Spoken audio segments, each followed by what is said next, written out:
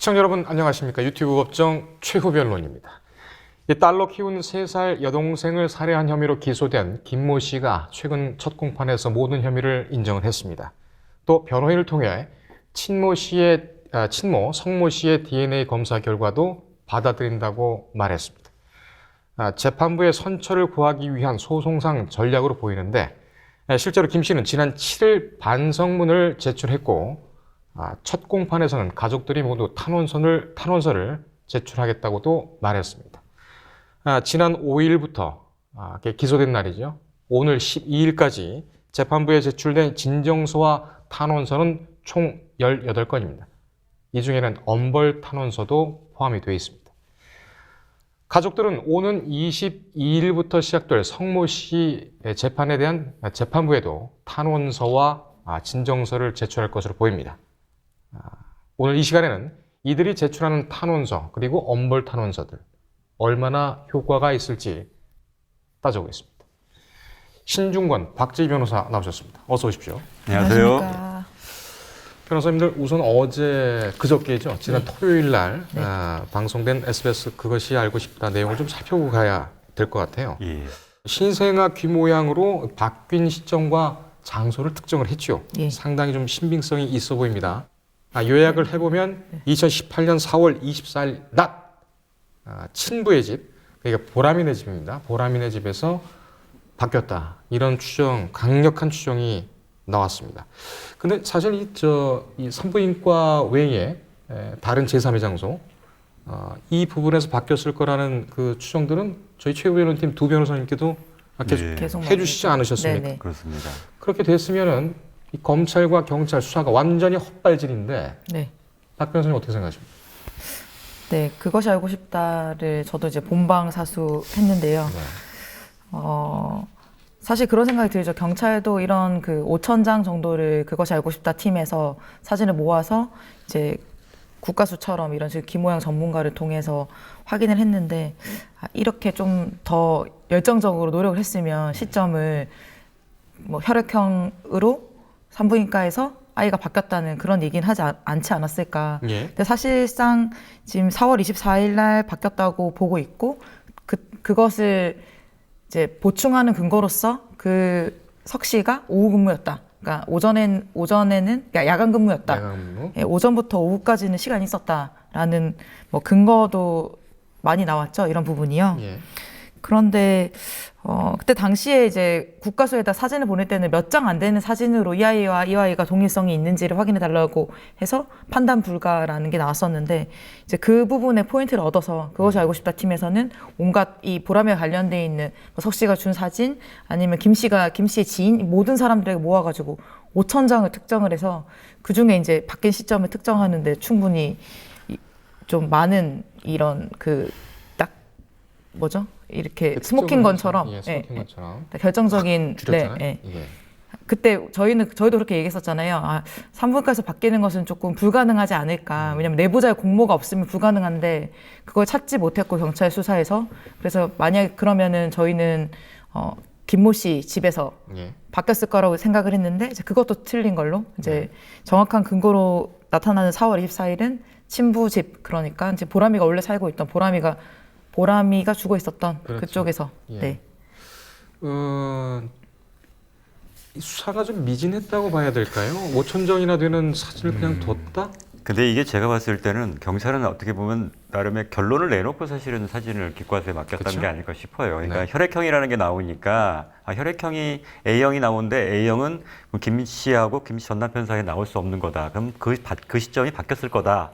라는 걸 전제로 한 상태에서 그러면 이걸 뒷받침할 수 있는 근거로 이제 사진들을 한번 살펴본 거거든요. 그러다 보니까 사진은 그 병원에서 찍었던 사진으로 한정되어 있었고 거기 수점을 그쪽으로 봤기 때문에 그러다 보니까 근데 그 사진만으로는 판독이 불가해서 결과적으로 이제 판단 불가가 나왔는데 예. 결과적으로 지금 뭐 이 국과수 이 지금 그것이 하고 싶다에서 한 것처럼 그 기간 동안은 동일한 사람으로 지금 추정된다는 거 아닙니까? 예. 그 이후에 이제 바뀐 것으로 보이기 때문에 그러니까 같은 사람으로 볼 수밖에 없는 사진을 갖고 놓고 다른 게 혹시 있느냐를 판단했으니까 당연히 판단 불가 나올 수밖에 없는 사안이었다고 보여지고 그러니까 어떤 하나의 그러니까 결론을 내놓고 이렇게 수사할 때 얼마나 위험해지는가를 볼 수 있는 사례라고 보여지거든요. 예. 근데 또 사실은 근데 이 사진 것도 사실은 약간은 좀 위험성이 있어 보여요. 그러니까 저희가 처음에 가정했던 것은 석 씨의 집에서 바꿔치기 하는 게 가장 간편한데 왜 병원에서 했겠냐, 위험성을 감수하면서.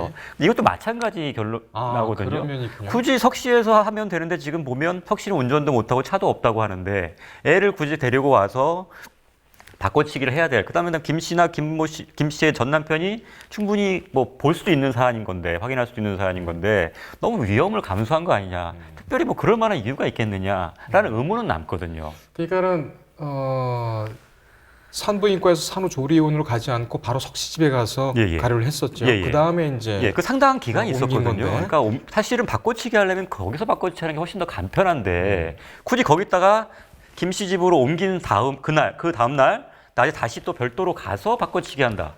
이건 좀 상식적으로 좀 이해가 안 가는데요. 그러니까 그런데 그런 의문점들이 좀 풀려야 될 것 같고요. 음. 그다음에 또 이제 저는 가장 궁금한 게 그러면 누누이 얘기하지만 바꿔치기 할 만한 이유가 도대체 뭐냐가 사실은 아직까지는 해결되지 않은 문제가 아닐까.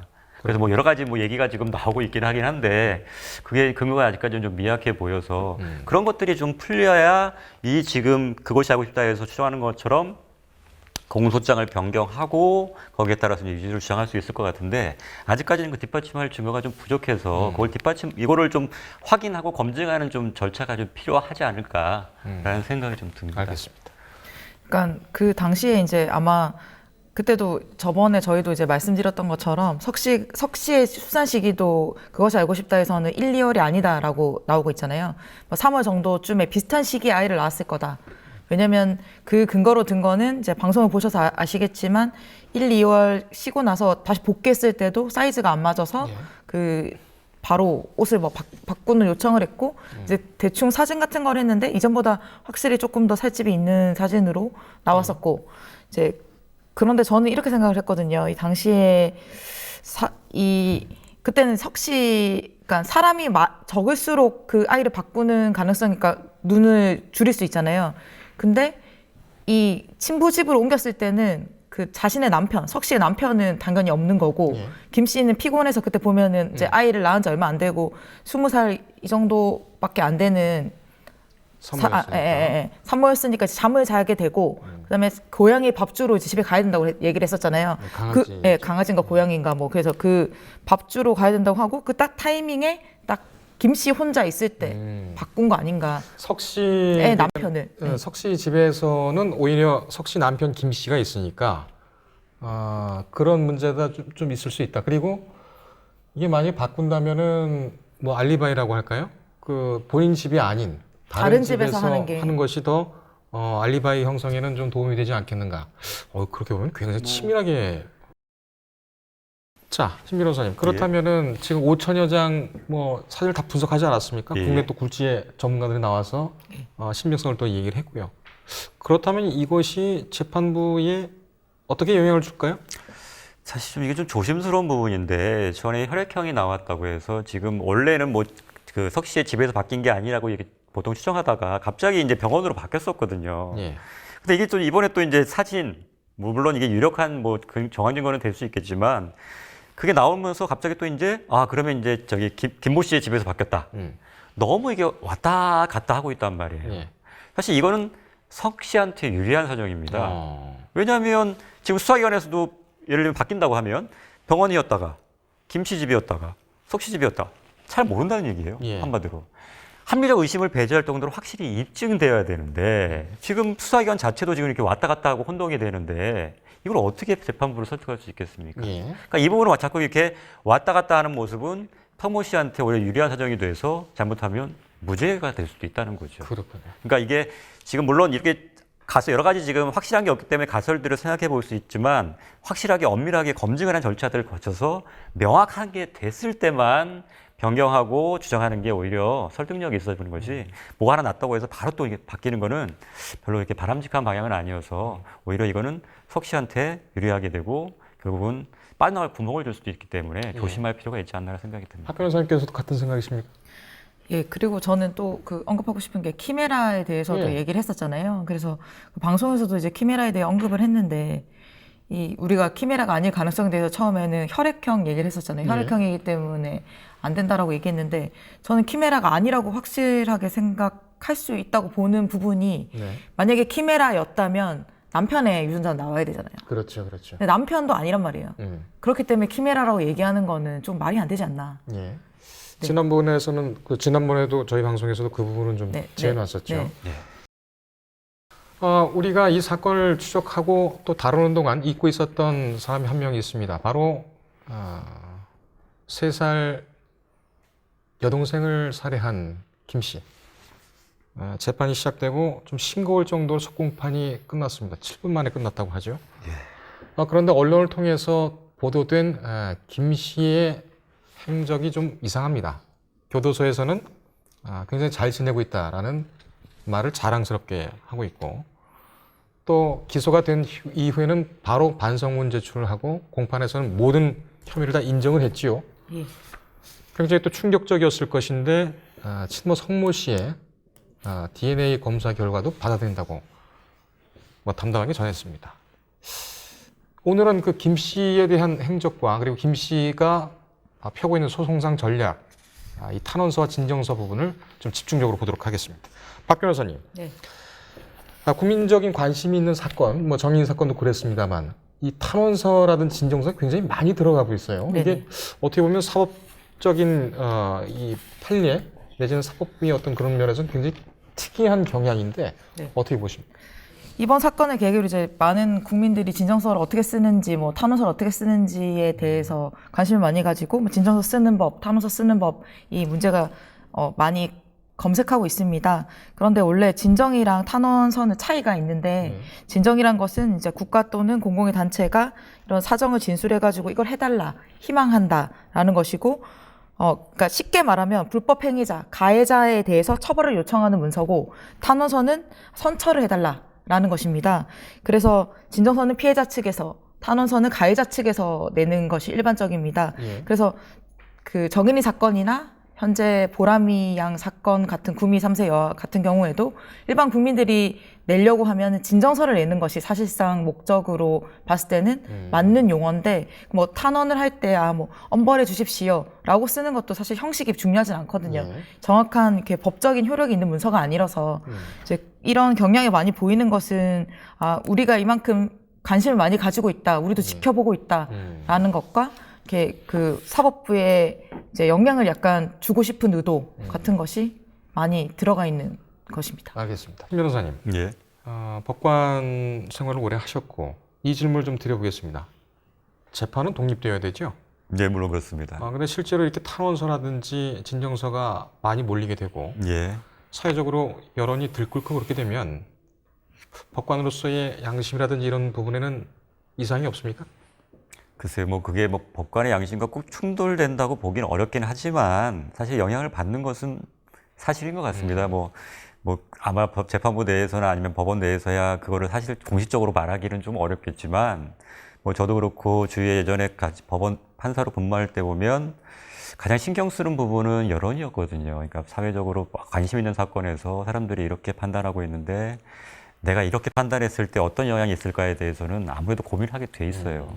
그래서 이렇게 진정서든 탄원서든 많이 이렇게 제출되는 사안 같은 경우에는 그거에 따라서 그거에 따라 결론이 아예 바뀌는 건 아니지만 아예 그거에 대해서 무시하거나 그렇게 할 수는 없기 때문에 사실은 이거에 대해서 영향을 전혀 안 받는다고 할 수는 없고요. 예. 그래서 그걸 알고 있기 때문에 어떻게 보면 시민단체나 이런 데에서도 약간 진정서나 탄원서 제출을 좀 독려하는 경우도 있고요. 그렇군요. 예.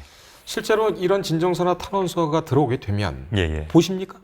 이게 사실은 소위 말하는 케바케인데 판사님마다 다 달라요. 아하. 어떤 분은 이렇게 말씀드리면 그분이 욕먹을지도 모르겠지만 난 아예 안 본다는 분도 계세요.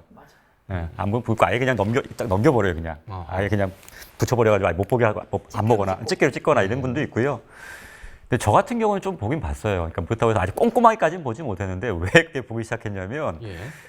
초기에 제가 반성문을 보고 있는데 한참 보다 보니까 중간중간에 유행가 가사가 적혀 있는 거예요. 반성문에 예. 그러니까 뭐냐면 이건 판사들이 안 본다. 다만 반성문을 제출을 안 하면 얘가 너무 반성도 안 하고 이렇게 보일 것 같아서 밉보일까 봐 예. 쓰긴 써야 되는데 뭘 써야 될지도 모르겠고 쓰기도 싫은 거예요. 그러니까 그냥 칸을 채우기 위해서 유행가 가사를 쓰는 경우들이 있어요. 전혀 반성을 하지 않는군요. 그건 오히려 더 악영향을 미치는 거죠. 이게 뭐 하는, 장난치는 것도 아니고 뭐 하는 거냐. 그래서 그런 경우들을 제가 사실은 살펴보기 위해서 얘가 진짜로 반성문을 쓴 건지 아니면 형식적으로 쓴 건지 그다음에 또 어떤 경우에는 한 3-4번을 냈는데 내용이 다 똑같은 경우도 있어요. 그러니까 하나 써놓고 베낀 거죠. 예.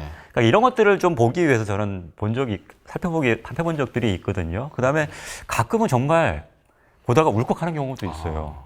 정말로 진심, 그러니까 그게 뭐 아주 문장이 아주 뛰어나거나 이게 아니라 정말로 진심을 담아서 정말로 반성하고 있구나라는 걸 어느 정도는 느낄 수 있게 쓴 것들이 있거든요. 그러니까 그런 것들을 보면서 뭐 어떤 간에 양형 이후에는 진지한 반성이라는 항목이 있어요. 예. 그러니까 그걸 판단할 방법이 사실 별로 없거든요. 그러니까 법정에서 보이는 태도라든가 아니면 반성문하고 판단할 수밖에 없는데 그러니까 아까 말씀드렸듯이 그렇게 막 형식적으로 쓴 거하고 그래서 나름대로 진지하게 고민을 하고 반성해서 쓴 거하고 예. 이걸 좀 차별을 둘 수밖에 없기 때문에 예. 그런 면에서는 좀 살펴본 적이 있었습니다. 그렇군요. 실제로 영향이 있다고 봐야 될까요, 그러면? 사실상 한 1% 1% 정도? 그렇게 많이. 그러니까 예를 들면 사안 자체가 이런 거 있어요. 그러니까 어떻게 할지가 약간 고민되는 사안이 있어요. 이거를 이렇게 할까 저렇게 할까 고민하는 사안 같은 경우에는 영향을 미칠 수 있겠죠. 아, 그래도 얘는 진지한 반성을 그래도 좀 하고 있구나. 그래서 뭐, 이거 한 번 더 기회를 주자. 근데 뭐 사안 자체가 아주 뭐 딱 극명한 사안에서 뭐 반성문은 100장인데 1000장 뭐 10,000장을 내도 그런 사안은 소용이 없고요. 그렇군요. 그래서 뭐 생각하는 것만큼 뭐 국민들이 생각하는 야, 반성문을 냈더니만 뭐 양형이 뭐 감형이 됐다. 사실 이거는 아니고요. 그러니까 그거는 어떻게 보면 그냥 반성문을 냈다는 거를 그냥 언급해 주는 정도였는데 그게 무슨 막대한 영향을 미친 것처럼 생각하는데 사실상 그렇진 않아요. 자, 박 변호사님. 네. 그렇다고 해서 반성문이라든지 진정서 탄원서를 안 쓸 수는 없지 않습니까? 그렇죠. 써야 될 텐데 이왕이면 좀 조심해야 될 점 이런 부분을 좀 알고 있으면 도움이 될까요? 일반적인 경우에 말입니다. 예, 그 정인이 사건 때 이제 진정서가 많이 들어갔는데 진정서가 역할을 했었죠. 왜냐하면 처음에 검찰이 공소 제기했을 때 아동학대 치사였는데 중간에 공소장을 변경하면서 살인죄를 추가했거든요. 변경했죠. 이제 진정서 쓸 때 주의사항 자체는 이제 글씨 이제 너무 악필이시면 컴퓨터로 쓰시는 것도 괜찮고 하지만 이제 본인의 신분이 드러나는 어떤 뭐 도장이나 인장이나 사인 같은 거를 해야 되고 이제 판사님도 재판장님도 사람이기 때문에 화나게 하는 글을 쓰면 안 돼요. 이렇게 해라 저렇게 해라 처벌해라 살려내라 너 같으면 그러겠냐 뭐 이런 식의 내용은 쓰면 안 돼요. 예. 그런 내용 쓰지 마시고 너무 성의 없이 짧게 쓰는 것도 별로 너무 길게 쓰는 것도 별로 적정하게 한 장 정도의 진심이 드러나는 글을 써야 합니다. 예. 이제 그런 것이 이제 중요하고 어떤 뭐 법적인 조문 같은 거를 뭐 언급하거나 이제 판사님이 제일 법조문을 많이 아시고 하기 때문에 그런 거 내가 보니까 이렇다 저렇다 그런 내용보다는 본인의 생각이나 뭐 그런 부분을 좀 더 중점적으로 쓰시는 게 제일 좋죠. 그렇군요. 네. 시각에 대한 진정성을 전달할 수 있으면 네. 좋겠다는 네, 말씀이시고. 예전에는 그 뭐 대필도 해주고 뭐 이러지 않았습니까? 예, 한 1, 2년 전인가요? 이것 때문에 한번 사회적으로 좀 문제가 된 적이 있었어요. 그래서 변호사 사무실에서 얼마 받고 대피해준다 이렇게 해가지고. 근데 이게 변호사 사무실뿐만 아니라 예전에 같은 경우에는 교도관이 대피해준 적도 있었어요. 그래요? 그러니까 이게 딱 왜냐하면 저희는 기록을 보기 때문에 이 피고인의 필체를 알아요. 예. 왜냐면 잘 수기로 쓰는 것들이 많기 때문에. 근데 딱 그거랑 너무나 다른 아주 정자로 예쁘게 써가지고 반성문을 제출한 게 있고, 그다음 문장도 이거는 피고인 썼다고 보기 어려운 아주 그냥 깔끔하고 네. 이런 반성문을 제출한 적들이 있었거든요. 그래서 그러니까 반성문 말 그대로 자기가 반성하고 있다는 것을 표현하고 있는 건데, 그러니까 글을 잘 쓸 필요도 없어요. 예. 그다음에 뭐 아까 말씀드린 뭐 아주 악필만 아니면 사실은 자기가 본인이 이렇게 글씨로 손글씨를 쓰는 게 가장 좋고요. 그래서 자기의 마음을 드러내주면 되는 건데 그거를 뭐 자기가 좀 글을 못 쓴다든가 아니면 악필이라는 것 때문에 다른 사람한테 맡기는 거는 오히려 반성문을 내는 아무런 의미가 없고요. 또 한 가지는 반성문은 말 그대로 반성문인데 대부분의 반성은 뭐냐면 변명. 원망과 그다음에 오히려 피해자가 아니라 자기 가족들 때문에 뭐 한다는 식으로 쓴 경우들이 많아요. 근데 그런 거는 사실은 안 쓰니만 못해요. 예. 반성은 말 그대로 기본적으로는 피해자에 대한 그 미안한 마음과 반성에게 들어가야 되고 또 덧붙인다면 앞으로 어떻게 하겠다는 정도가 들어가면 좋겠는데 계속해서 제가 뭐 이렇게 한 거는 이런 것 때문입니다. 아니면 제가 너무 어렵게 살아서 이렇게 했습니다. 그건 다 변명일 뿐이에요. 알겠습니다. 그거는 나중에 변호사를 통해서 양형의 사유로 제출하면 되는 거지 예. 반성문에 쓸 내용은 아니라는 거죠. 알겠습니다. 자, 박 변호사님, 지금 반성문이라는 진정서 탄원서에서 중요한 것은 진정성이라고 이제 말씀을 예, 그렇죠. 하셨죠. 네. 그렇다면 지금 김 씨 석시 때문에 좀 가려져 있긴 했었는데 교도소에서 보였던 행적이라든지 이런 것을 보면 글쎄요 전혀 반성하지 않는 눈치인 것 같아요. 그런데 또 반성을 제출하고 네. 어떻게 보십니까? 그러니까 뭐 방송에서 나왔을 때 그 큰 딸, 지금 이 김 씨는 작은 둘째 딸이니까, 딸이죠. 네. 예, 둘째 딸이니까 그 큰 언니가 만나러 갔을 때 뭐 이제 서로 주고받은 내용이 이제 나왔었죠 방송에. 뭐 나도 잘 지내고 있어. 뭐 네, MBC 시사통신에서 나왔던. 네, 뭐 난 앞머리도 잘랐으니까 어떻게 잘랐어? 그러니까 뭐 이렇게 해서 잘 잘랐어. 뭐 예. 과자도 먹고 손톱깎이로 잘 해서 지내고 했다. 있어. 뭐 예. 손톱깎이로 머리를 잘랐어. 뭐 이런 내용을 하고 있는데 좀 독특하죠 행동 자체도. 그리고 그 보셔서 알겠지만 아이를 그 가고 난 그 집이 완전 쓰레기장이잖아요. 예. 어떻게 그런데 아이를 놔둘 수가 있는지 정말 좀 충격적이긴 하죠. 그리고 분명히 알게 될 거예요. 거기 가면 반성문을 써야 된다. 반성문 잘 써야 된다. 왜냐면 다 거기서 반성문 쓰고 있으니까. 네. 그래서 아마 낸 것 같은데 이제 그 본인의 태도 자체가 뭐 아이든 내 아이든 뭐 엄마의 아이든 그 아이에 대한 그런 미안한 마음이 없고 본인은 그냥 너무 잘 지내고 있는 게 뭐 살도 좀 쪘어 뭐 이런 내용이 나왔었거든요. 좀 특이하죠. 그 진정한 반성을 보기는 힘들지 않을까. 이건 뭐 철이 없는 겁니까? 어떻게 되는 겁니까? 기소 이전, 예. 기소 이전에 구치소에서 있었던 뭐 태도라든지 기소 이후 그거 다 보십니까? 근데 구치소 내에서 어떻게 생활하는지 사실 알 수는 없어요. 그러니까 그게 뭐 누가 이렇게 해가지고 항적을 알려서 하면 그걸 알 수는 있는데 예를 들면 뭐 싸워서 그게 뭐 징계를 받거나 이러면 그런 기록들은 다 넘어옵니다. 네. 근데 그런 게 아니라면 이 사람이 거기서 잘 지내고 있는지 맨날 눈물로 반성하고 있는지 이런 여부를 알 수는 없어요. 서신 검열은 또 안 하니까요. 그렇죠. 예. 그렇기 때문에 그런 거를 알 수는 없고 특이한 사항이 있을 때만 보고되는 정도입니다. 예. 너무 좀 싱겁게 끝난 면이 없지 않습니다. 김 씨 같은 경우요, 박 변호사님. 네. 지금 무슨 생각을 하고 있을까요? 김 씨가요. 그 보면 뭐 엄마도 잘 못 만나게 해 뭐 이런 식으로 얘기하잖아요. 뭐 이렇게 예. 서로 얘기할까봐 만나지 못하게 하고 있다. 그런데 너무 그러니까 제가 말씀드렸던 것처럼 아까 두 아이든 한 아이든 두 아이죠. 두 아이가 자기가 본인 때문에 아이가 그렇게 사랑했던 아이가 죽었음에도 불구하고 예. 별 반응이 없다는 것 자체가 좀 책임감이 없는 성격이 아닌가. 그리고 지금 상황의 심각성이 본인보다는 엄마 쪽으로 쏠리니까 예. 사실은 그것이 알고 싶다해서 얘기했잖아요. 이거 아동 학대로 인해서 결국 아이가 사망한 사건이다. 그런데 이제 본인은 약간의 언론의 그 포커스에서 약간 멀어지니까 자신은 그렇게 잘못했다고 생각을 안 하는 것 같아요. 예. 알겠습니다. 공판은 뭐 한쪽이 뭐 모두 인정을 해버리는 그런 상황이니까 금방 끝날 것 같은데 이렇게 되면은 형이 지금 얼마나 선고가 될까요? 글쎄요, 정확하게는 모르겠지만 상황에 따라서는 무기징역까지도 구형될 가능성도 있어 보이긴 하거든요. 근데 근데 그거야 뭐 여러 가지 양형적인 부분이 지금 공개된 게 아직 많이 없기 때문에 그거는 좀 더 살펴봐야 될 것 같고요. 예. 지금 뭐 단정적으로 형이 얼마나 나올 거다라고 말씀드리기 좀 어려울 것 같은데, 예. 근데 좀 한 가지 아쉬운 점은 그러니까 너무 섣불리 김 씨의 단독 범행으로 지금 기소가 되어 있는 게 아닌가 하는 점이 좀 아쉽긴 해요. 예. 그래서 지금 뭐 물론 석 씨가 계속 입을 열지 않고 있기 때문에 김 씨도 마찬가지고 공범 여부를 지금 밝히기가 어려워서 예. 그냥 김 씨가 그냥 놔두고 왔고 뭐 석 씨는 아무도 모르는 것처럼 지금 공소장에는 돼 있지 않습니까? 예. 근데 그 부분이 좀 약간 납득이 안 되는 부분도 좀 있어서 정말로 모르는 게 맞았을까라는 그 부분 때문에 만약에 정말로 김 씨와 석 씨가 공범으로 했다고 하면 사실 석 씨도 이 부분에 대해서 책임을 져야 되는 건데 예. 그 부분을 빠져나가게 지금 돼 있는 상황 아니겠습니까? 그래서 그런 부분이 조금 이 재판이 그냥 이대로 끝난다 그러면 조금 어떻게 보면 안타까운 부분이 아닐까라는 생각이 들고요. 그렇군요. 그다음에 또 한 가지는 지금 어떻게 보면 이 사건이 좀 약간 미스터리하고 여러 가지 의문다는 사안이 많다 보니까 너무 성모 씨의 아이 바꿔치기에 지금 집중돼 있는 면이 많아요. 그래서 대부분의 얘기도 그거에 대해서 얘기를 하지 예. 김 씨가 아이를 이렇게 뭐 실제로 거기다 홀로 방치해서 사망에 이르게 한 거에 대해서는 약간 좀 상대적으로 얘기가 좀 관심이 좀 덜한 것 같아요. 그러니까 어찌 보면 이 부분이 더 중요한 부분이라고 볼 수 있거든요. 결국은 아동 학대로 인해서 아이가 사망에 이르게 되는 결과를까지 이르는 경우인데 예. 지금 너무 흥미 위주로 지금 보도가 되고 그러다 보니까 관심은 야 도대체 무슨 일이 있었던 거야? 성모 씨가 아이 바꿔치기 하는 데 있어서 거기에만 집중돼 있단 말이에요.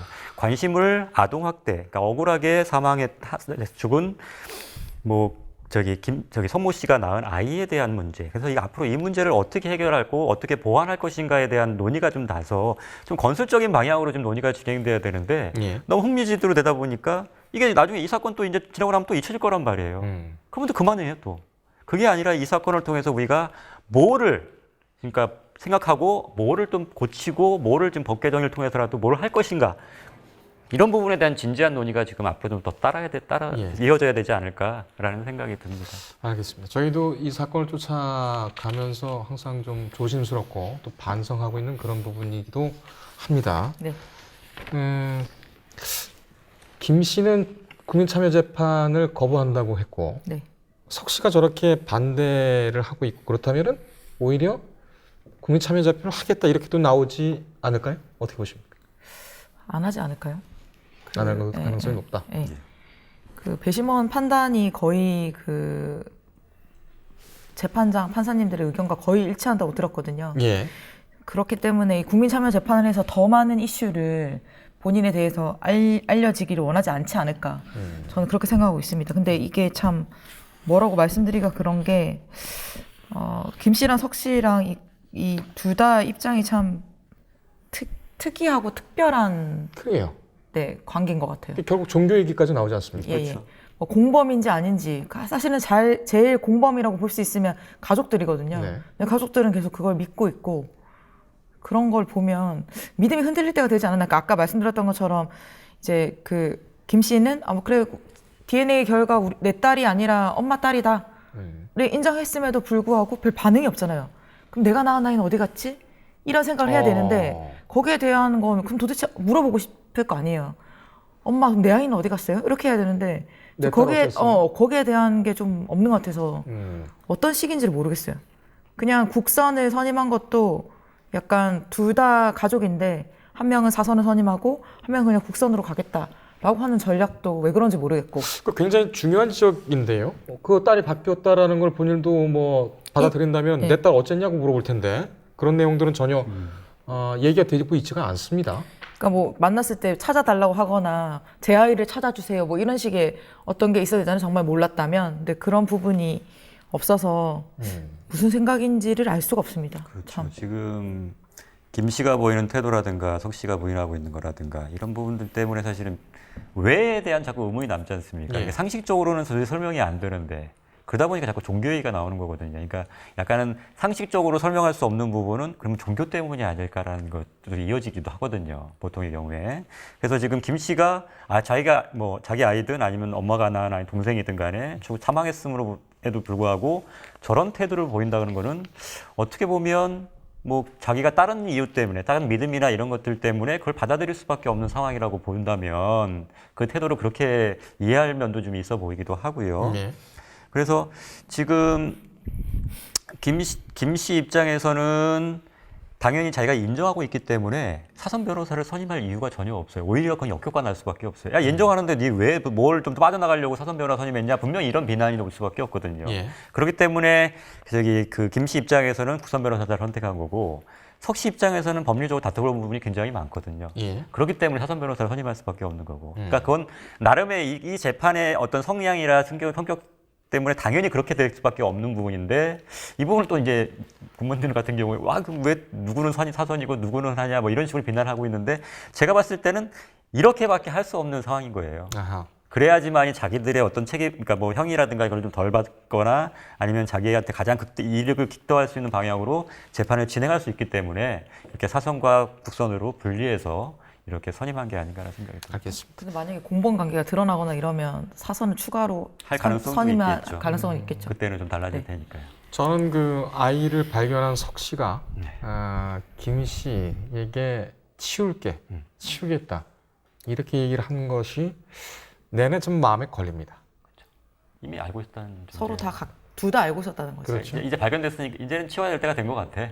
뭐 이런 의미 같지 않을까? 아니 진짜 몰랐다고. 야, 얘 뭐야 이거? 얘 왜 여기 있어? 뭐 이런 식으로 뭔가 따지거나 이런 것들이 있어야 되는데 전혀 없잖아요. 그냥 치울게.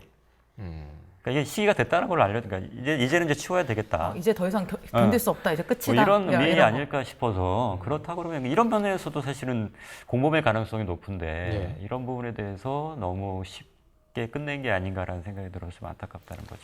알겠습니다. 오늘 두 분 변호사님 여기까지 하실까요? 예, 수고 많으셨습니다. 예, 감사합니다. 감사합니다. 저희 최후 변론팀은 이 주제에 대한 시청자 배심원들의 의견을 기다리고 있습니다. 의견을 달아주시면 감사하게 반영을 하도록 하겠습니다. 여기까지 하겠습니다. 최후 변론이었습니다.